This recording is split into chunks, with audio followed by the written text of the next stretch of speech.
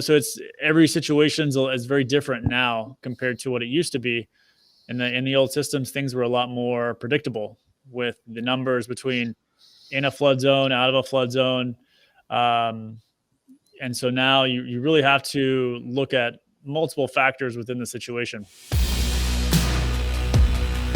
So let's assume that you want to keep insurance, right? You don't want to have that risk just in case something happens, right? But again, it's in the flood zone, but then they work with you guys, right? At nationalfloodexperts.com, and you somehow take it out of the flood zone. So it went from about 3,000 a building to what are you talking about here, DJ, on average? Well, unfortunately, that's one of the things that FEMA removed from their new rating system. In the past, they had flat rate pricing for anything that was outside of the 100-year in an X zone, and they removed that discount. So unfortunately now you can do a map amendment and it won't change the premium. They actually removed the flood zone from being one of the main multipliers in the new rating system.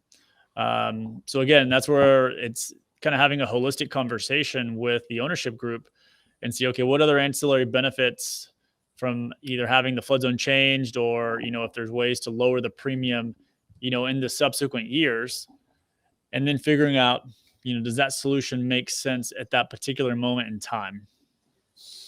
Okay, I think I'm following. So it sounds like even if you remove my property out of the flood zone by the stuff that you guys do, it doesn't necessarily mean it's a cost savings because of the FEMA structure, right? And right. and this, well, so then what would be an example of actually getting cost savings then, not using the flood zone example? Well, so you've got other situations where if that same property is paying $24,000 and their full risk premium is, say, taking them to $50,000 total, there are solutions that will reduce the full risk premium. So we've had recent cases where, just to use the same numbers, it reduced their full risk by more than 50%. So let's say we brought their full risk premium down to $30,000. Well, now they're going to have a slower increase over the next several years, topping out their policy around 30, as opposed to continuing to increase year over year in that 4 to 6 year span. Because right now FEMA has their rate increase set at 18% as the cap. So in that situation, they would continue to go up pretty substantially every year until they got to 50,000. Whereas if you're able to then improve the policy, lower the full risk premium, well, they're going to see a smaller increase, and the trajectory of their increases is going to be a lot less.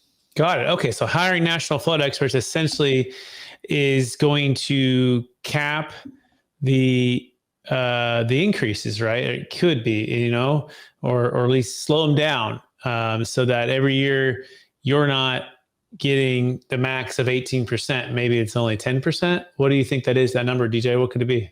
It depends on how all the factors, result out with, whether or not, in some situations, that same current day premium of 24 could reduce, right? So you may be able to lower the full risk premium to the point to where maybe they go down to paying 12,000, and they won't increase, but maybe, 3 to 5%, in the years to come. So you really have to look and see like what's changing from the consulting itself. And then once you know that, you can then pretty much forecast out in the subsequent years exactly what the increase is going to be. So it's every situation is very different now compared to what it used to be. In the old systems, things were a lot more predictable with the numbers between in a flood zone, out of a flood zone. And so now you really have to look at multiple factors within the situation. We're talking with DJ McClure, nationalfloodexperts.com, nationalfloodexperts.com.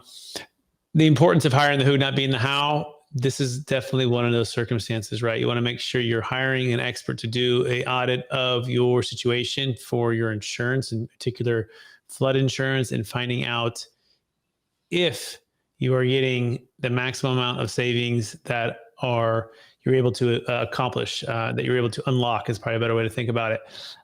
So make sure you're getting with somebody who's going to help you with that. DJ McClure seems like a perfect fit for that. nationalfloodexperts.com.